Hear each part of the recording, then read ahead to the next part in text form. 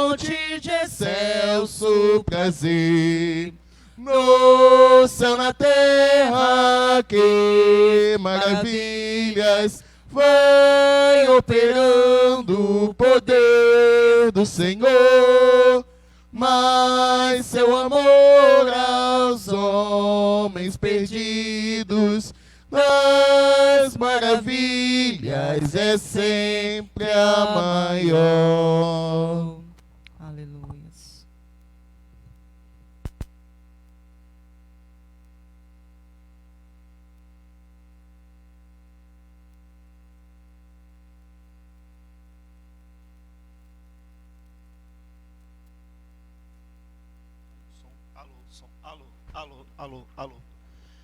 Alô, som. Podem sentar, queridos e queridas.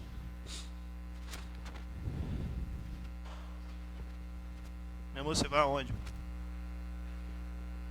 Hã? Ah, tá. Vou falar pra ele que a equipe tá funcionando, né? Eu quero aproveitar esse momento. Aí, você falou que o Edio não vinha, o Edio aí. Você intriga, Edio. Te defendi, cara. Só que não.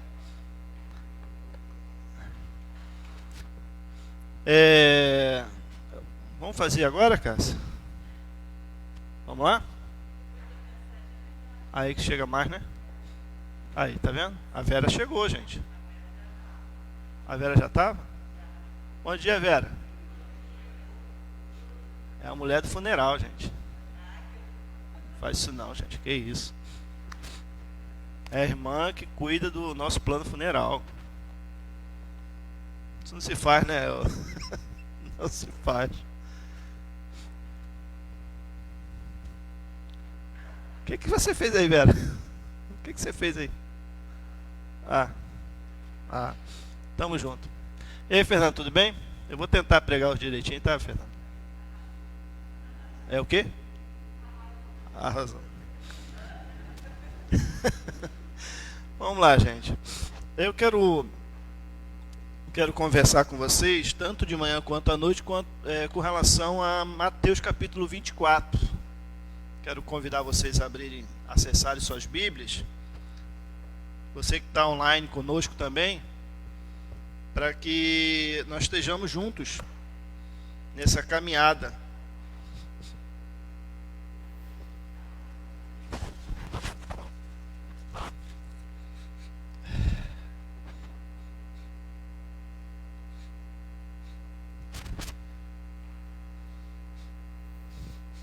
Mateus capítulo 24. Meu filho já colocou ali, Natanzão. Jesus está contando, está falando dos últimos tempos. Uma mensagem escatológica, ou seja, ela projeta para o fim das últimas coisas.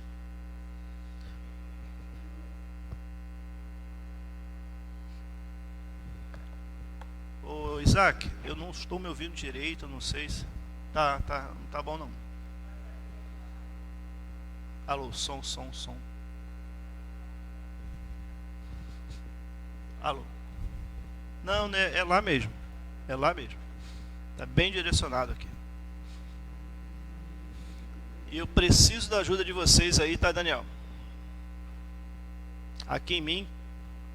Tá bom? Mateus capítulo 24, ó. Tá dando quase certo. Uma hora chega lá. Mateus capítulo 24. Jesus é provocado. Jesus está no templo, chamado Templo de Salomão, Templo dos Judeus. Esse seria o terceiro templo. O templo foi reconstruído. Essa seria uma teoria que essa seria a terceira vez que o templo estava sendo construído ou reconstruído. E o templo, naquela ocasião, estava em fase de acabamento. Herodes, e nós temos dois na Bíblia, tá, gente? Por isso que às vezes há uma confusão, mas são um título, mas também não tem relevância para o que a gente vai analisar agora. Ele mandou reconstruir o templo. E Jesus está no templo. Então aqueles que acham que Cristo em casa vale a pena, faz sentido, Jesus ia à igreja, tá, gente? Jesus ia ao templo. E quando ele, deparado com aquela situação, os discípulos olharam para ele e falaram: Senhor, olha que templo bonito. Está quase acabado. O templo foi reconstruído totalmente em 66 da era cristã. E Jesus olha para aquilo tudo e fala assim para os discípulos: não ficará pedra sobre pedra que não seja derrubada.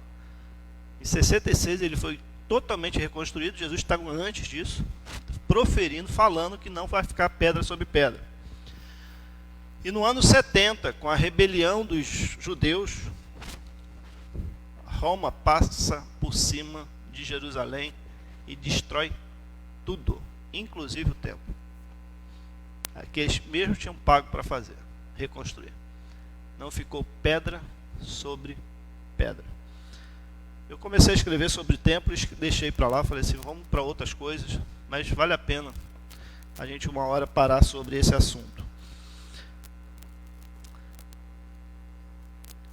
Mas eu gostaria e isso provocou uma grande questão no coração dos discípulos, porque eles pensaram no últimas coisas, e depois dali eles saíram para o Monte das Oliveiras, e lá eles questionaram Jesus. Jesus, quando é que essas coisas vão acontecer? Quando é os sinais das últimas coisas?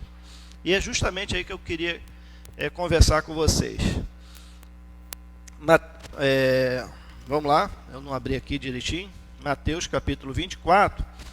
Eu quero ler até o versículo 4.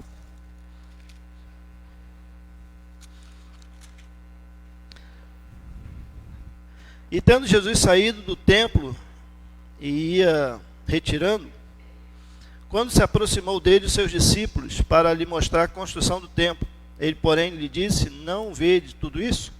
Em verdade vos digo que não ficará aqui pedra sobre pedra que não seja derribada. No Monte das Oliveiras achava-se Jesus assentado. Quando aproximaram-se dele os discípulos, em particular, e lhe pediram: dize-nos quando sucederão essas coisas e que sinais haverá da tua vinda na consumação do século. Versículo 4. E ele respondeu: vedes que ninguém vos engane. Amém? Até aí só. Que Deus possa colocar em nossas vidas, nossos corações, a sua palavra, que nós possamos aprender com a sua palavra e, acima de tudo, ter vidas transformadas. Nós precisamos da nossa vida transformada através da sua palavra.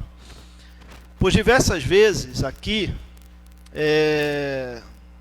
nós vamos ver no nosso tempo pessoas tentando nos enganar. E por vezes eu vejo pessoas se auto-enganando. Parece bobagem, mas é uma coisa muito séria com relação a isso. Mas você já se viu enganado? Acho que brasileiro, né? Não tem um que escape desse negócio, né?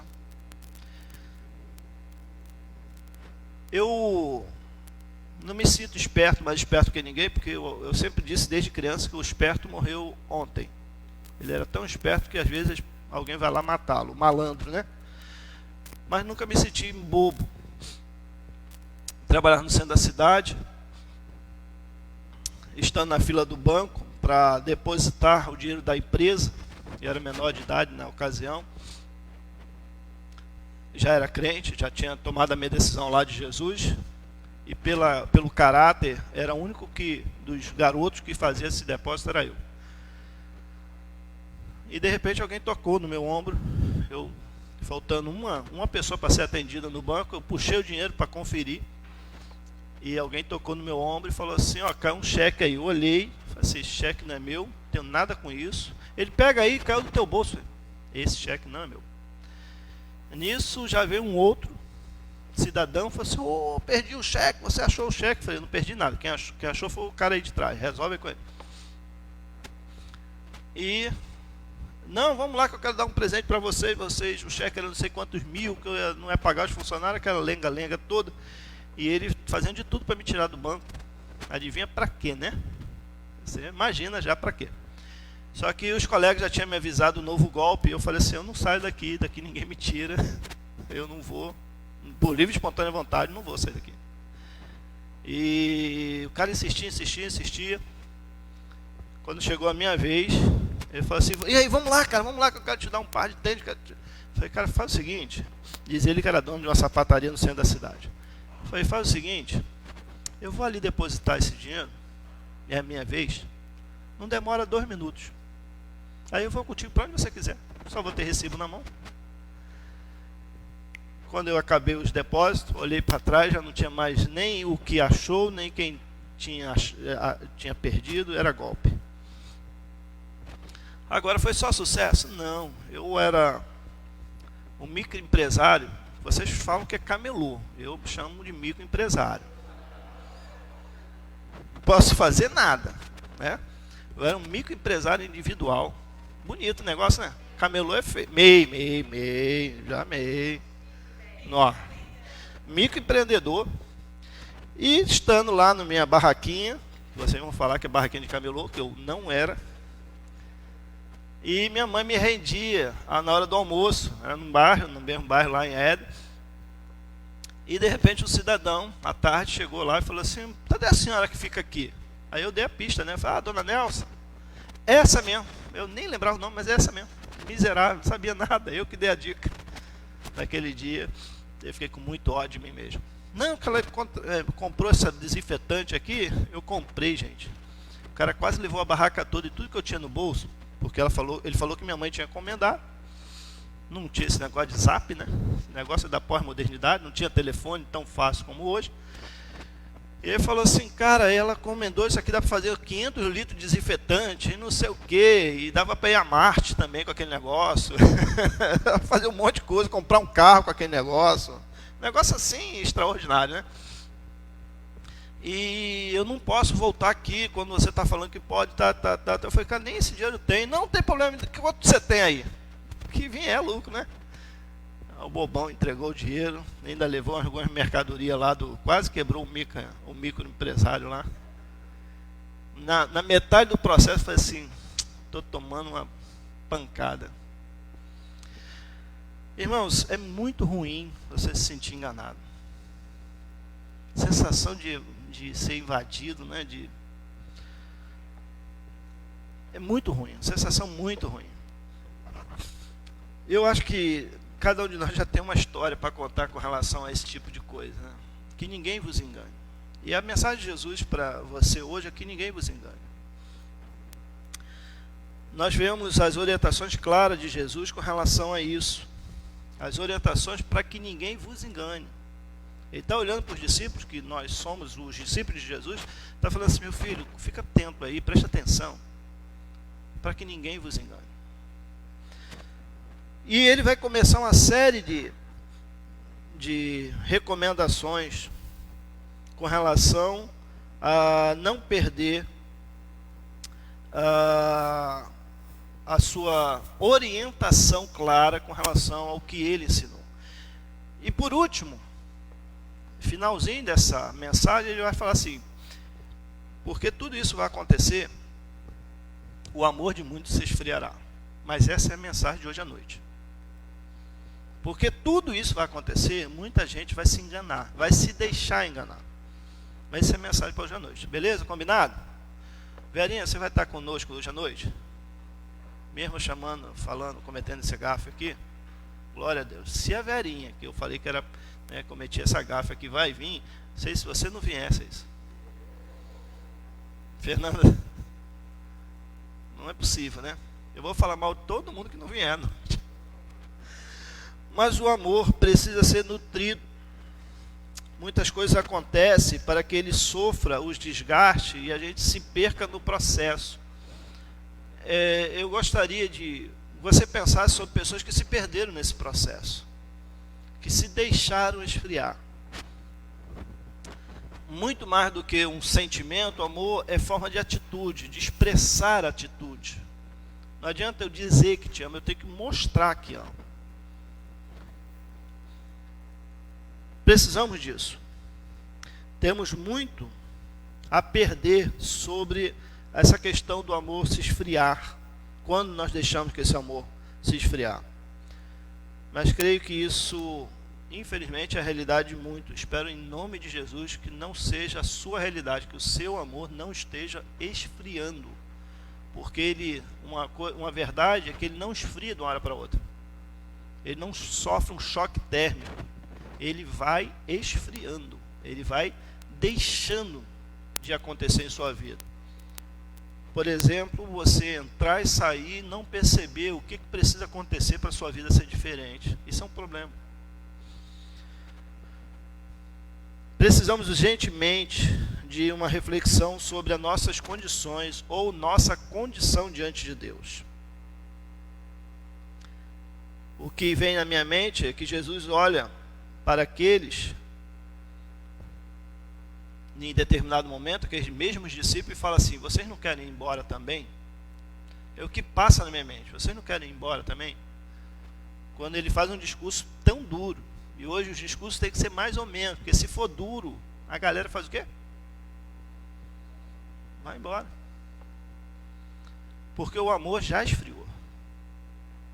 Eu não estou condenando ninguém, eu não estou achando que a gente está certo e os outros estão errados. Isso seria uma grande bobagem da minha parte. Mas a verdade é essa, desse momento geracional que nós vivemos. Jesus fez um discurso tão duro, que os discípulos reclamaram com Jesus. Falaram assim: Senhor, quem é que pode suportar isso? E Jesus olha para ele e fala assim: se vocês quiserem ir, podem ir. A questão central é que estamos deixando nos enganar. Porque nós não estamos dispostos a pagar o preço de servir a Jesus. Nós estamos querendo por ele ser servido. E as coisas deixam de funcionar quando a gente perde a perspectiva. Quando a gente passa a errar na perspectiva. Jesus precisa de mim e eu não preciso dele. Ou eu posso estar aqui, posso estar em qualquer lugar e às vezes não está em lugar nenhum. É se enganar. É se deixar enganar.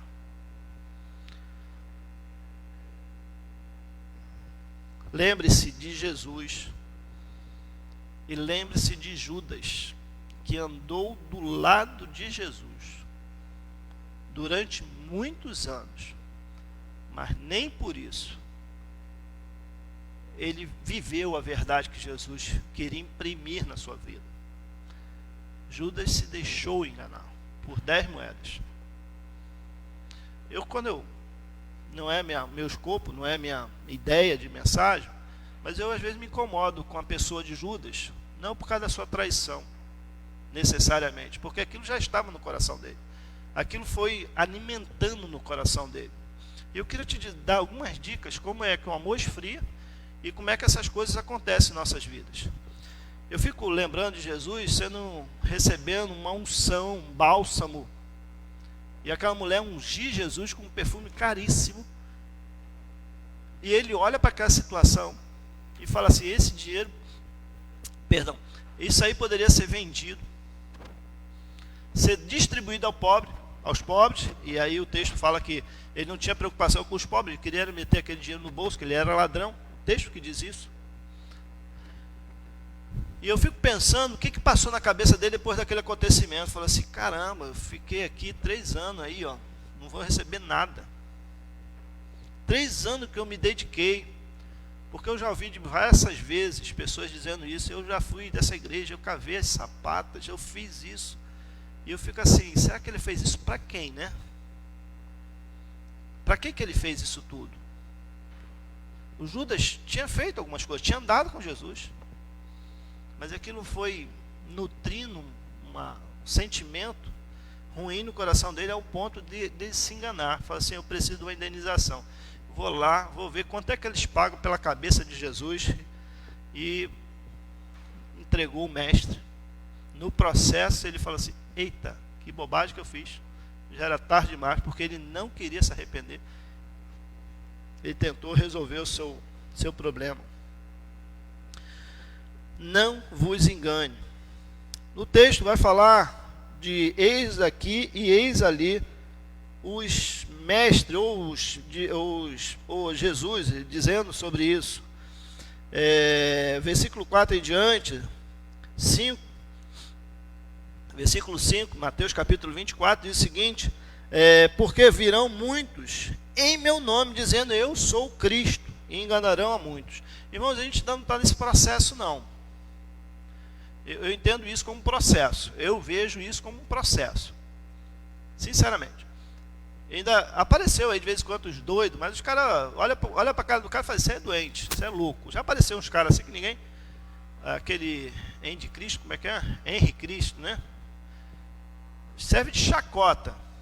Mas eu quero te dizer que vai chegar um que não vai servir de chacota. Mas pegando esse texto para atualizá-lo para a nossa realidade, quantos estão dizendo eu sou de Cristo, eu sou a pessoa que manipulo as coisas, que faço as coisas acontecer em nome de Cristo?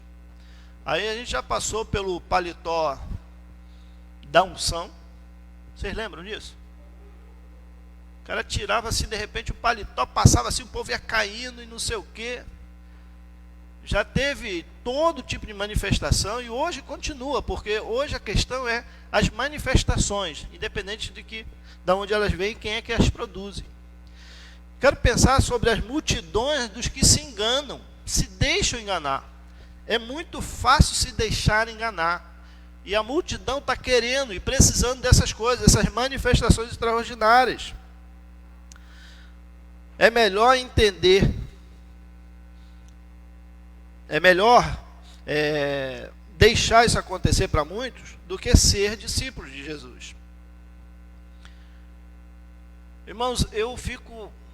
Às vezes isso chega até a gente, porque os olhos ungidos, os montes não sei das quantas, e tantas outras manifestações de milagreiros, que agora evangélicos, surgem a todo tempo. Uns mais poderosos do que eu. Tem hora assim que eu fico com vergonha e falo assim: cara, eu não faço nada, eu sou um miserável. Os caras fazem tanto que eu falo assim: cara, acho que eu não sou crente não, cara, acho que eu não sou discípulo não. Aí quando eu olho para a palavra, eu falo assim: não, Mateus 24 me dá um conforto, fala assim, ele faz quando ele quer, da hora que ele quiser, onde ele quiser, como ele quiser. Se eu tenho que ir lá orar pelo Robson levantar, ou eu tenho que orar daqui ele levantar lá, ou nós orarmos para que ele levantar lá, para mim, meu irmão, o resultado é que a glória de Deus tem que ser manifestada, e não a minha, nem a de vocês. E essa é a grande questão. Mas as pessoas querem ver, precisam disso. Por isso que a multidão é enganada. É melhor uma mensagem que agrade do que eu ter que pagar o preço da vida e do compromisso com Jesus. Essa é a grande questão. Essa mensagem me agrada. Hoje é o dia do milagre, não sei das quantas, porque milagre hoje tem hora marcada. Dia e hora marcada.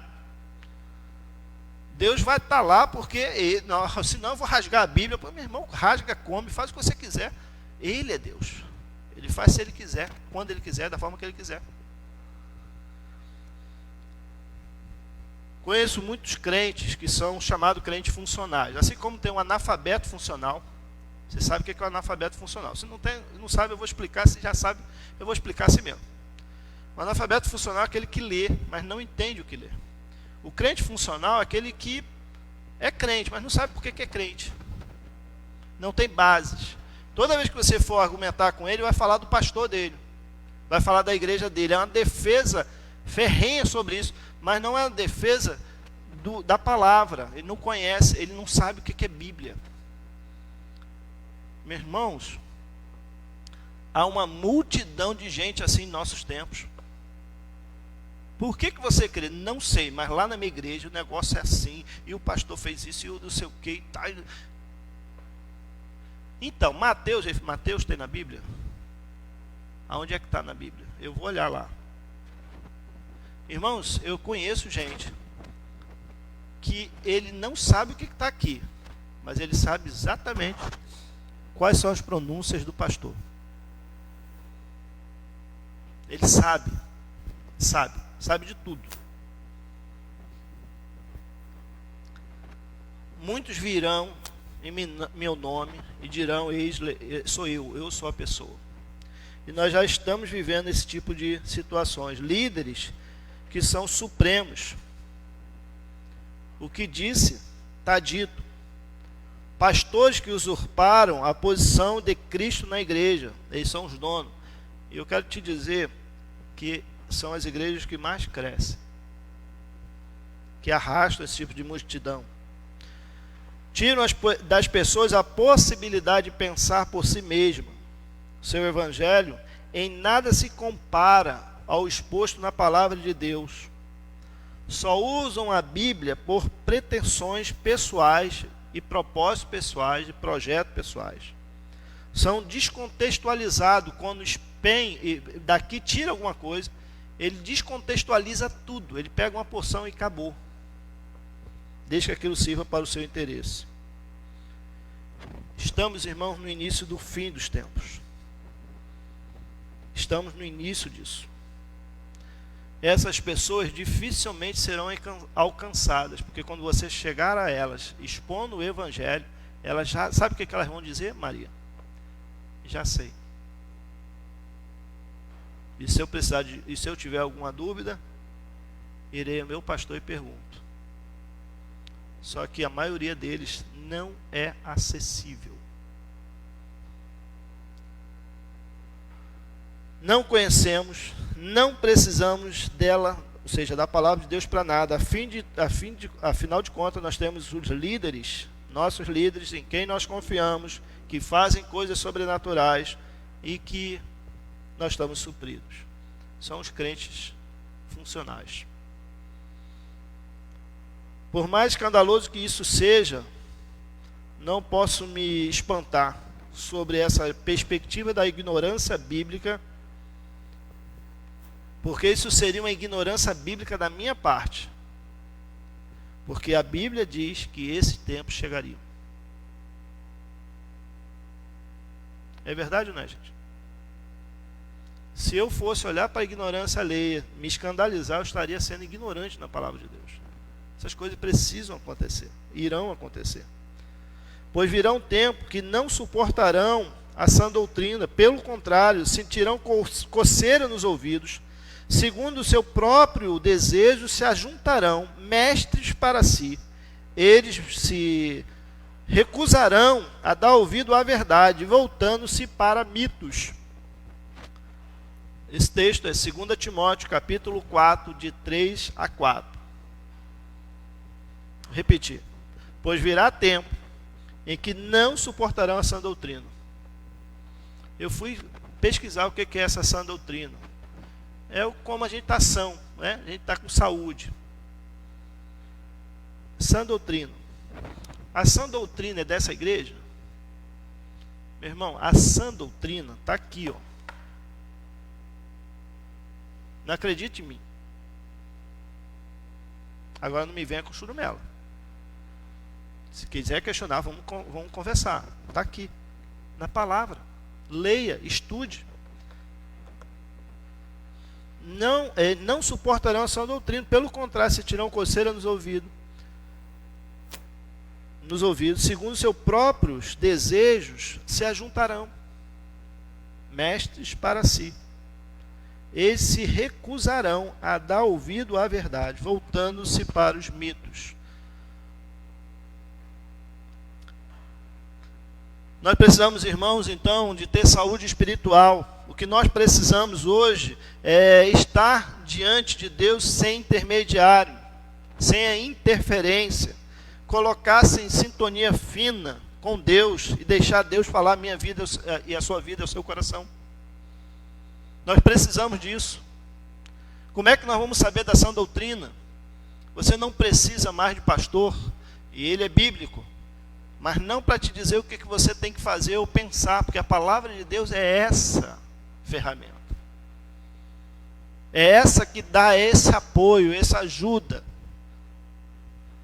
É essa que vai te dizer o que é e o que não é, dentro de muitas falas que estamos ouvindo aí o tempo todo. Anteontem eu estava ouvindo uma rádio, eu não gosto de ouvir rádio evangélica porque eu me aborreço profundamente. Eu estou sendo sincero com vocês.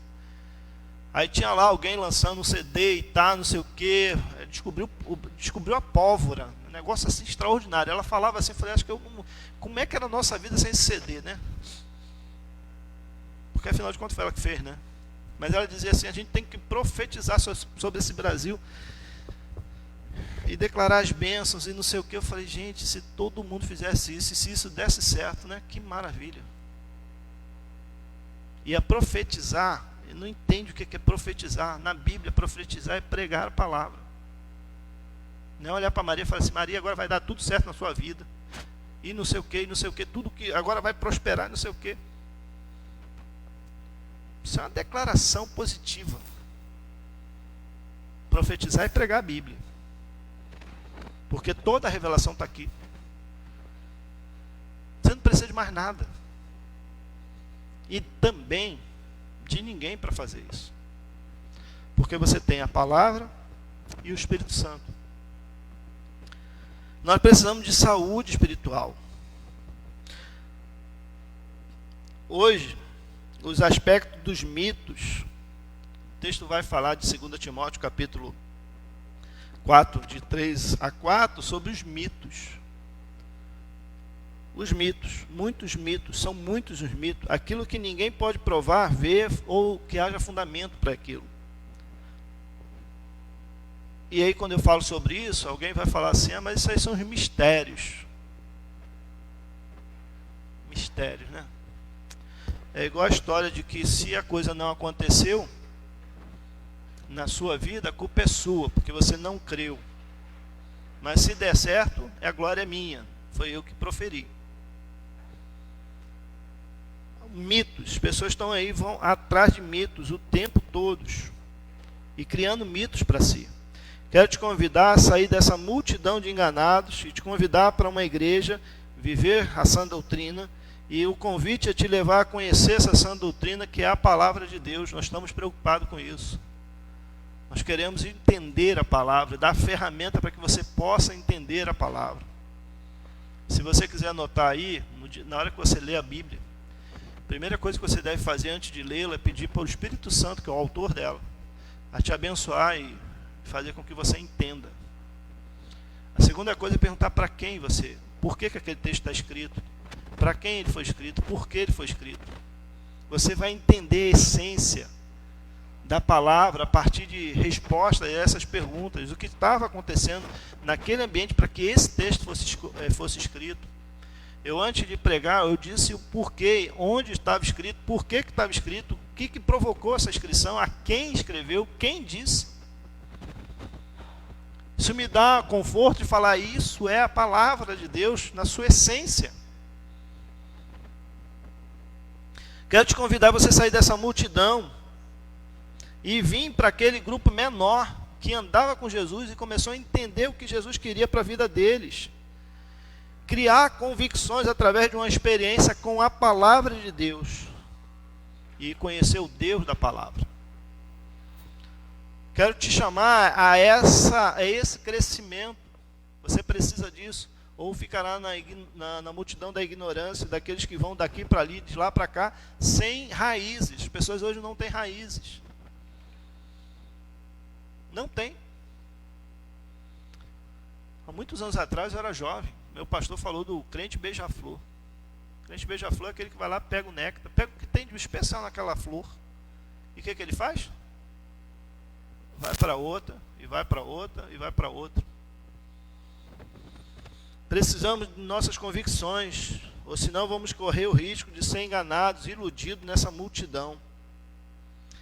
Segunda lição de Mateus capítulo 24 é que essas coisas precisam acontecer. Verso 6, meu filho, você coloca aí para mim? Versículo 6.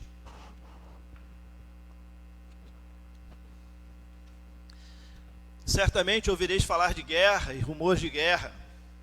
Vede, não vos assusteis, porque é necessário que isso aconteça, e ainda não é o fim. Eu quero destacar para vocês a segunda parte, é necessário que tais coisas aconteçam.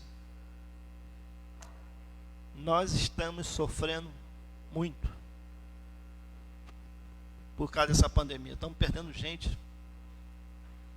Não gosto nem de pensar nisso, porque isso dá uma dor na alma. Mas Jesus disse que essas coisas precisariam acontecer. E se intensificariam a cada dia. por mais difícil que seja, são coisas necessárias. Difícil, né? São coisas necessárias. Caso contrário, Jesus não voltará.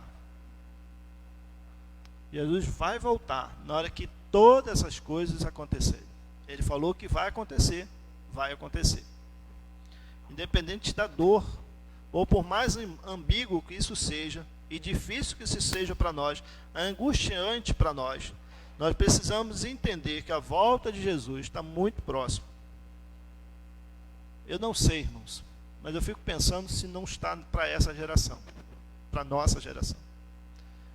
Aí você vai falar assim, pastor, tem 2000 anos que os pregadores falam sobre isso. Pois é. Mas se ele falou que vai voltar, ele vai voltar.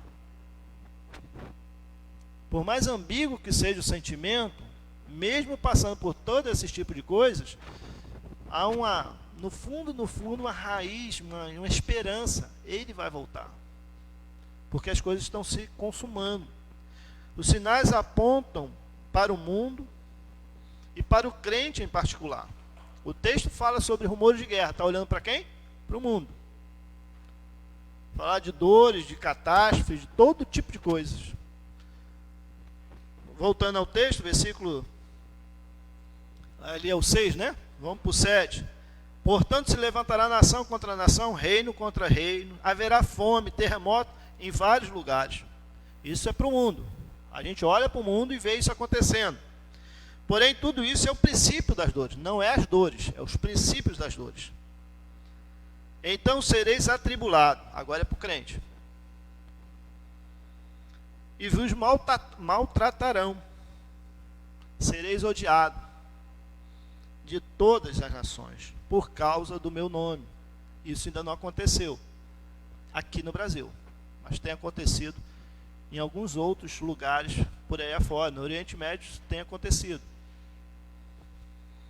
Nesse tempo, muitos vão se escandalizar, trair e odiar uns aos outros. Isso é para o crente. Eu pergunto, será que esse negócio já não tem acontecido? A pessoa olha para você, Ângelo, e fala assim, eu não gosto de você porque eu não gosto. Quando a Bíblia fala que a gente tem que amar um ao outro, a gente ama os nossos iguais. Aliás, eu não gosto muito de você não, Robson, você é meio careca, eu não gosto muito de você não, cara. Você sabe disso, eu já te falei isso. A gente olha para o outro e não gosta por não gostar, mesmo crente. Não gosta, suporta. Eu já vi crente falando assim, meu santo não cruza com um dele. Eu falei, meu Deus, quem é que está com o santo errado? Quem é que está com o santo errado aí, gente? Pois é, né? Assim, tem alguém desse negócio aí que não é crente, porque um está com o Espírito Santo, o outro está com o santo que não bate. Aí tá, faz sentido, né? Hã? Eu não escutei, Rob. Não tá. Não está funcionando. Tem alguma coisa disfuncional. Mas, gente, é só eu que ouço essas coisas? Não, né? Vão te odiar, cara. Nós estamos hoje, irmãos, querendo ser aceito. Desculpa, eles vão te odiar. Olha para a Bíblia. Tem gente que é até fácil odiar porque elas se odeiam, então facilita o nosso trabalho, né?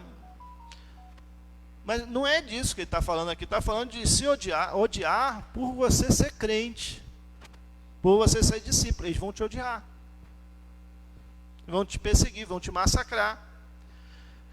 Irmãos, olha o perigo de não estar em sintonia, de crescimento, de constância, de estar fora da multidão, ou dentro da multidão dos enganados. Quando odiar, fala assim, não, que isso, nada disso, nada a ver. Eu sempre estive lá, mas mamãe, a Elza sempre me trouxe, né? Afinal de contas, eu não tive escolha, né? Mas eu sempre estive contigo. Estou brincando com os filhos da Elza. Mas eu sempre estive contigo. Estamos juntos. Irmão, nós precisamos criar raízes e convicções. E eu sei, irmãos, que esse momento aqui, o momento do púlpito, ele tem uma certa projeção para a sua vida, mas não é o todo, é parte do todo. Ele precisa ser um complementar da sua vida diária de oração, da sua leitura bíblica. quê? O quê? Você falou de quê? Leitura de quê? Leitura bíblica diária. Então, né? É que eu estou tão atarefado esses últimos tempos e tá. Pois é, eu quero te dizer. Você precisa disso. Mais do que o ar que você respira. Porque se faltar ar para você respirar, você vai sair daqui com convicções. Eu sei em quem tenho crido. Quando as pessoas chegarem para você e falarem assim, eu não gosto de você porque eu não gosto porque você é crente, fala assim, mas eu vou continuar sendo crente. Mas eu estou com a arma apontada para a tua cabeça, mas eu continuo sendo crente. É disso que ele está falando. Eles vão te odiar, vão te perseguir, vão te massacrar. A igreja primitiva expandiu de maneira exponencial, porque os crentes começaram a perceber que a única coisa que fazia sentido era servir a Jesus. Hoje nós servimos a Jesus e fazemos tantas outras coisas. Afinal de contas, nós temos que ser aceitos. Nós não pertencemos a esse mundo. Nós não somos desse mundo. Eles não podem gostar da gente. A mensagem, uma mensagem dessa pode e deve trazer um desconforto para muitos, pelas quais nós vamos precisar responder.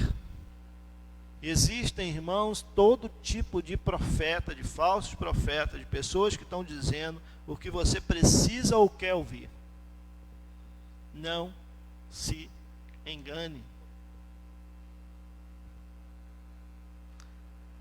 Jesus vai deixar claro, o mundo não vão gostar de vocês. Não tem como. Não é possível. É inconciliável.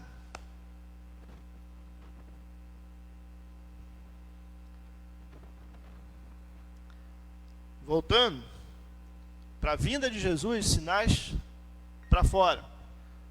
Guerra, terremotos. Aí me permita acrescentar aqui, aquecimento global, chuvas torrenciais, disfunções climáticas. Fiquem tranquilos, isso é preciso acontecer. Com relação a você, perseguições, condenado à morte, odiarão, pessoas se escandalizarão por sua causa.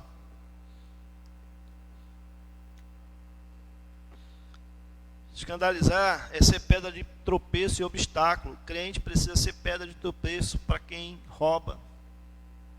Você precisa assinar aqui. Irmãos, uma vez um empresário mandou o seu pupilo lá me inquietar.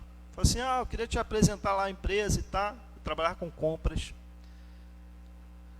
E eu tinha recebido uma mensagem, falou assim, você precisa conhecer essas gráficas. Eu falei assim, eu quero conhecer essas gráficas. E no dia seguinte apareceu esse enviado do capeta. Parece que ouviu isso. Eu falei assim, eu quero te levar lá na minha gráfica. Meu chefe está te recebendo hoje e tal. Eu falei, beleza, vamos lá. Entrei dentro do carro e o cara começou, não, porque você poderia me desfavorecer. Eu, como assim? Não, porque como é que vocês fazem? Eu falei, existe 5, 6 empresas no Rio, fora do Rio, que a gente faz uma cotação, um menor preço, porque a qualidade a gente já sabe de todas elas, já está certificadas. Então dessas 7, responde 4, 5, das 5 a gente vê o menor preço e compra. Então, você podia nos dizer qual é o menor preço que a gente tenta cobrir. Eu falei, não vou fazer isso, seria injustiça com as demais. Não, então, e não sei o que. Eu falei, cara, olha só, deixa eu ser bem claro, esse é o processo. Se não for assim, eu prefiro parar aqui. Você para aqui onde você está, eu prefiro voltar, porque eu tenho trabalho para fazer. Não, que isso, nada disso, tá, me levou. Aí conheci o Parque Gráfico lá, São Cristóvão. Vamos lá que o chefe quer conhecer você. Eu confesso que eu já estava muito pouco à vontade. Fui lá conhecer o raio do chefe. O chefe falou assim, não, está na hora do almoço, vamos sair, vamos almoçar. Eu falei, cara, eu não vim para almoçar, só vim para conhecer aqui, já estou indo embora. Não, faço questão e tá, não sei o que. Me levou para um restaurante chique. Gente, aí eu comecei a passar mal. Cara, o que você vai comigo? Cara, eu tô enjoado. Eu confesso que eu já estava enjoado daquele papo todo. Lá pelas tantas, ele, então, eu quero que você me ajude aí a gente vai poder tirar um valor, 10% para você. Eu falei, para mim? Porque para você premiar a equipe, às vezes a empresa não dá nada para você premiar a equipe, você compra a cafeteira, compra. Eu falei, meu filho, pede a conta que eu vou pagar a minha conta e vou embora. Quando eu olho para esse texto, falo assim, vocês serão pedra de tropeço e vocês serão escândalos. É justamente isso, obstáculo no caminho, porque você não vai fazer o que é pedido para fazer. Eles podem te amar como? Como é que um cara desse vai me amar? Como é que um cara desse vai gostar de mim? Eu não fiz o que ele quer.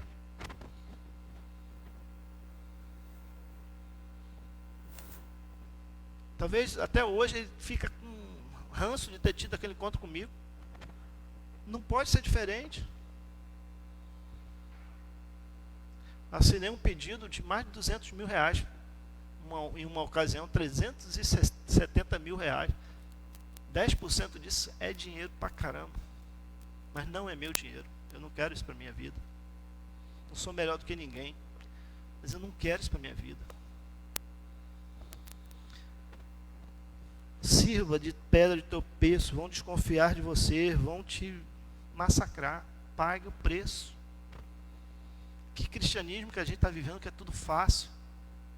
Essa história de tudo que Jesus conquistou na cruz é direito nosso, é nossa herança. Quando a gente pensa no céu, quando a gente pensa na terra, não. Na terra, no mundo, tereis aflições. É claro, tem de bom ânimo, eu venci o mundo. Marcelo, fica tranquilo. Numa hora dessa, sabe qual é o texto que vem na minha mente? Na hora que eu estou lá na frente desse cara, o cara me apertando, Robson. Não é assim, não, vamos ver, não, me apertando. Tem de bom ânimo, eu venci o mundo. Eu falei assim, glória a Jesus, ele venceu, eu posso vencer também. Eu vou sair desse encontro vivo. Irmãos, e o que é mais bacana, Natan, põe para mim o versículo 22 do capítulo 24 de Mateus. Bacana desse texto é isso. E se aqueles dias não fosse abreviado, ninguém seria salvo. Minha versão fala assim, ninguém sobreviveria por causa dos eleitos. Aqueles dias foram abreviados. Ângela, por sua causa, aqueles dias foram abreviados. Você sabia disso? Cláudia, você sabia que aqueles dias foram abreviados por sua causa? Que coisa extraordinária. Era um tanto mais. O negócio é apertar muito mais. Jesus falou, Senhor, não vai sobrar ninguém. Se apertar mais essa porca aí, vai espanar. Segura um pouco aí. Então vamos abreviar esses dias. Jesus nos ama. Por isso esses dias foram abreviados. É fantástico, cara. Rafael, Jesus te ama demais. Ele fala assim, cara, vamos segurar um pouquinho, porque senão vai espanar tudo que é porca. Não vai sobrar ninguém. Vamos puxar um pouquinho para cá. Vamos abreviar esses dias. Jesus nos ama.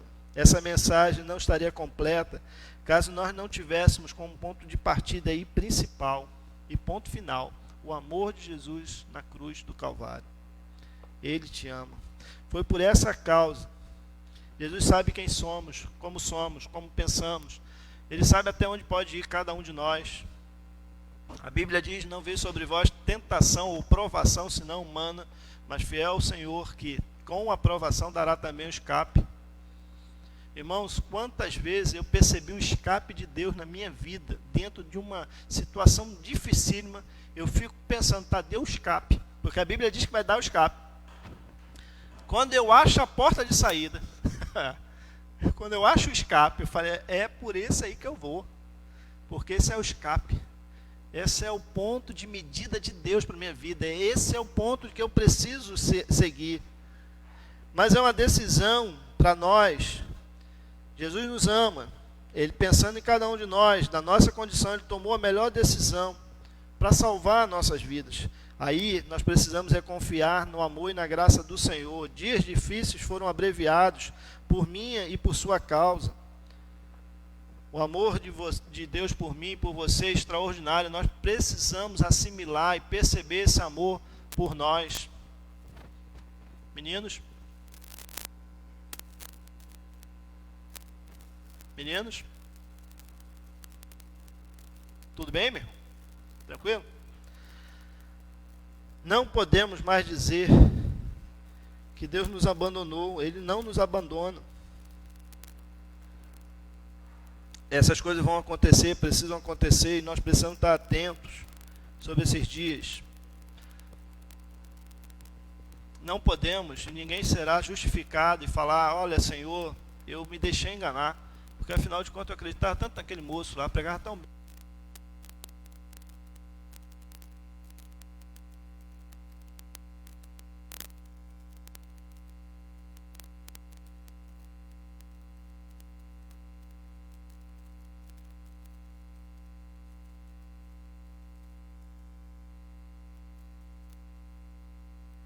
Alô, alô. É pré-pago, gente. Já acabou o tempo, aí ele para. Precisamos entender que os falsos profetas, falsos cristos, verso 24, fala sobre isso, e aparecerão muitos falsos cristos, falsos profetas, que realizarão milagres. Ô Isaac, esse negócio aqui não tá legal não, tá? Troca esse negócio aqui. E vão fazer maravilhas, coisas extraordinárias. Irmãos, existe um mercado muito grande para isso aqui, tá? Para coisas maravilhosas, coisas extraordinárias. Eu vejo alguns crentes, né, subindo, fazendo, acontecendo para ver coisas. Eu quero te chamar a atenção, cuidado. Você que está querendo ver coisas.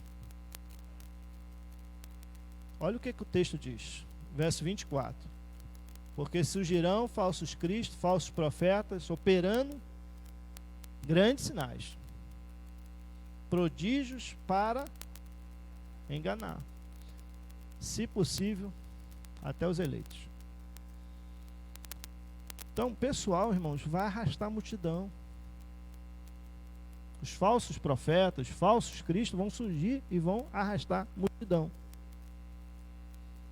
Talvez na plenária à noite nós tenhamos menos gente, porque assim, esse negócio não dá certo não, gente. Ficar só tomando pancada não dá certo, não é bom não.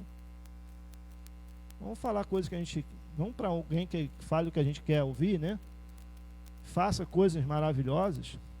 Irmãos, eu não quero dizer que são charlatões mais não, tá? Isso aí passou. Quando eu olho para aquilo ali, a Bíblia falando que vai fazer, sabe o que eu tenho a dizer sobre isso? Eu creio. Eu creio mesmo, não é charlatanismo não.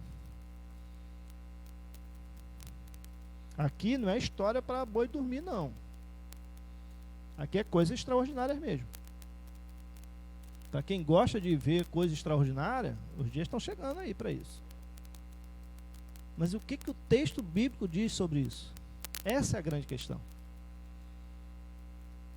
É para enganar. Na época de Jesus já aparecia aqueles que queriam fazer e tirar a sua carona. Vai surgir uns caras bonitos, falando bacana, arrastando multidão e fazendo coisas maravilhosas. Não é um cara de chapéu com meio bronco, não. Isso é um negócio mais bacana. Fazendo milagres, fazendo as coisas extraordinárias. Para quê? Para quê, gente? Leia o texto. Para quê? Para enganar. Eu tenho dúvida de acreditar nisso? Não. Por quê? Porque está na Bíblia. Eu fico vendo gente daqui para ali, de lá para cá, o tempo todo. Você quer ver? Você vai ver. Não é uma boa falsificação. É quase uma falsificação legítima. Eu pensei na pirita. Você sabe o que é uma pirita? Pirita. Perita é uma pedra que é chamada de o ouro dos tolos.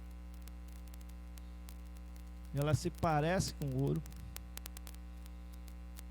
É muito igual ao ouro. Só que ela é uma pedra, não é um metal. É chamado ouro dos tolos.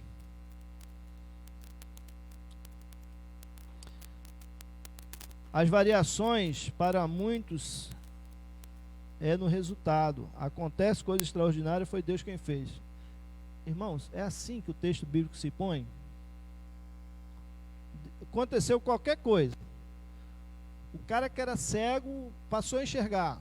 É Deus quem fez? Olha para o texto e me diz, me responda isso. É sempre assim? O atestado certifica o milagre que é da parte de Deus, é porque era de um jeito e passou a ser do outro. Quando eu olho para esse texto, não. Não é isso que certifica. Não, mas todo mundo sabe, mas Jesus também fez. Beleza, olha para o texto e me responda. Irmão, nós precisamos certificar as coisas que estão acontecendo pela palavra. Agora, tem um monte de gente que não quer que você leia a palavra. Só tem um besta aqui, alguns outros, né, que fica assim, vai ler a Bíblia, meu irmão, vai estudar a Bíblia, vai conhecer a Bíblia, né? Porque quanto mais ignorância bíblica, mais esses aí arrastam. A questão não é o que eles vão arrastar ou deixar de arrastar, é a sua vida. Não se deixe enganar, não se deixe enganar. 2 Coríntios capítulo 11, verso 13 e 14. 2 Coríntios capítulo 11, verso 13 e 14. Por isso tais homens são falsos apóstolos, obreiros enganosos, findando-se apóstolo de Cristo, fingindo-se, apóstolo de Cristo. Isso não é de admirar, pois o próprio Satanás se disfarça de anjo de luz. Que texto extraordinário. Gente que quer ver anjo, gente que está por aí, para cá e para lá, atrás de maravilhas, de sinais e prodígios, vão ver. Eu estou dizendo do que Jesus ensinou, eu estou dizendo do que Paulo está ensinando para a igreja. Naquela época, na época de Paulo, há 2000 anos atrás, olha só, tais homens são falsos apóstolos. Naquela época, hoje se eu chamar fulano de tal, eu sou processado. E eu fico me perguntando se eu não tenho que fazer isso mesmo, falar fulano de tal é falso profeta. Cicrano, outro. Beltrano, outro. Aí uma vez eu falei uma coisa aqui, me chamaram no canto e falei, pastor, mas isso é a forma de ver. Meu irmão, não tem forma de ver a Bíblia. Vai ler pela ótica da palavra. Não tem forma de interpretar a palavra, não, só tem uma. A Bíblia por ela mesma. Falsos apóstolos, obreiros enganosos, fingindo-se apóstolos de Cristo, já na época de Paulo. Isso não é de admirar, porque o próprio Satanás se disfarça de anjo de luz. Olha, se Paulo disse isso, é porque alguma coisa extraordinária ele já soube ou viu. Então, se o anjo de luz aparecer, como é que saber se é de Deus ou se é o próprio Satanás? A palavra de Deus vai te dizer isso. A palavra de Deus vai se certificar na sua vida, no seu coração, quem é. Por isso que Jesus começa, não se deixe enganar. Você está nessa. E muitos estão. Cuidado com a sua ignorância bíblica. É para a sua própria destruição. Creio que falo através da autoridade da palavra de Deus. Porque eu não prego outra coisa. Eu não tenho como fugir da palavra. Eu não sei como é que vai ficar daqui para frente. Não sei, sinceramente eu não sei. Eu não sei para que auditório, ou quem estará nesse auditório daqui para frente. Eu estou falando, estou sendo muito sincero com vocês. Quem sabe meu filho fica com pena de mim, minha esposa, filho, fala assim, afinal de contas está ficando velhinho, né? Porque, irmãos, o tempo está se terminando e as pessoas se deixando levar. A autoridade é a palavra. Não se deixe enganar.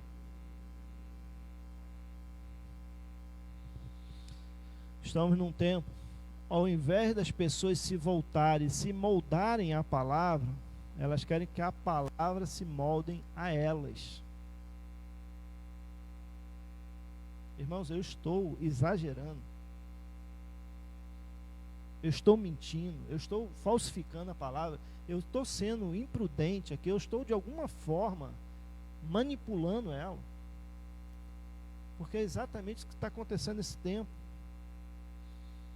Mas, irmão, você tem um compromisso com você. E eu tenho um compromisso com você. E antes de ir com você, com a palavra. Não se deixe enganar. A Bíblia te convida a voltar a ela, vivê-la plenamente. Voltar-se à palavra é estar aos pés da cruz de Cristo e ser mentoreado pela palavra. Ser dirigido pela palavra. E que ninguém, nem mesmo eu, tome a posição da palavra de Deus em sua vida. Leia a palavra. Deixe que ela mude a sua vida. Deixe que ela transforme a sua vida. E que Deus nos abençoe.